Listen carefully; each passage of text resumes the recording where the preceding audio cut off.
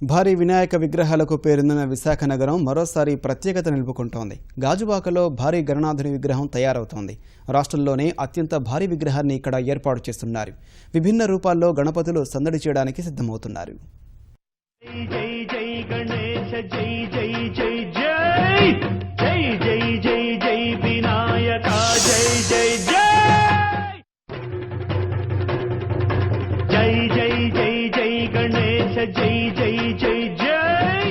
విశాఖలో వినాయక చవితి ఘనంగా నిర్వహించేందుకు ఏర్పాట్లు చకచకా జరుగుతున్నాయి. భారీ గణనాథులను ఏర్పాటు చేసే పనిలో నగరవాసులు నిమగ్నమయ్యారు.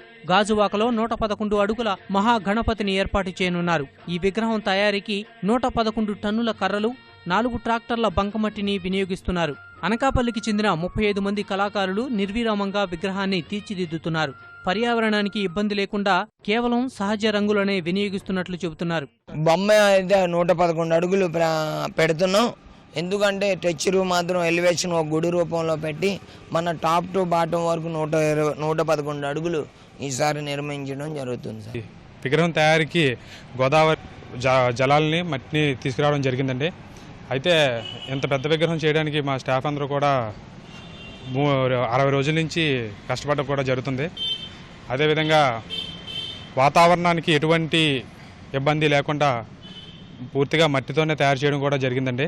గాజువాక ఆర్యవైశ్య కళ్యాణ మండపం పక్కన మైదానంలో Visakha integrated social welfare association ఆధ్వర్యంలో 80 అడుగుల విగ్రహాన్ని ఏర్పాటు చేస్తున్నారు. ఇక్కడ 8000 కిలోల భారీ నవ్యాంధ్ర లడ్డూను పెట్టనున్నారు.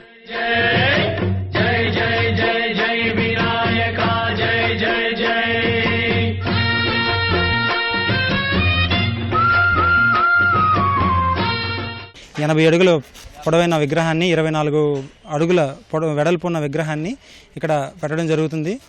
ఈ విగ్రహానికి సహజసిద్ధమైన రంగులు, గోదావరి జలాలు, ఎర్రమట్టితో ప్రకృతికి ఏ విధమైన హాని లేకుండా ఉండే విధంగా ఈ విగ్రహం తయారు చేయడం జరుగుతుంది. భారీ లడ్డు అనేది మనకి ప్రతి సంవత్సరం గాజువాకే వరల్డ్ రికార్డ్ అనేది నమోదవుతుంది. ఈ సంవత్సరం కూడా తాపేశ్వరం వారిచే ఇక్కడ గాజువాక్కి మళ్ళీ మరొకసారి లడ్డూ రికార్డ్ అనేది మనకి సొంతం అవుతున్నందుకు మేము చాలా గర్వపడుతున్నాం. భారీ గణపతులే కాదు, వినూత్న వినాయకులు విశాఖలో దర్శనమివ్వనున్నారు. తయారీ కేంద్రాల్లో 100 గణపతి ప్రతిమలు సిద్ధం చేస్తున్నారు. విభిన్న రూపాల్లో గణనాథులను తీర్చిదిద్దుతున్నారు. బాహుబలి గణపతి ప్రత్యేక ఆకర్షణగా నిలుస్తున్నాడు.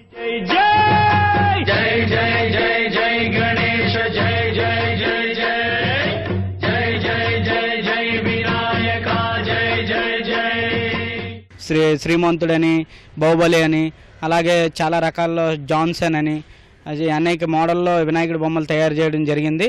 అందరూ కూడా ప్రత్యేకంగా వచ్చి మాకు ఈ మోడల్ కావాలని ఫోటో ఇచ్చి చేయించుకుంటున్నారు.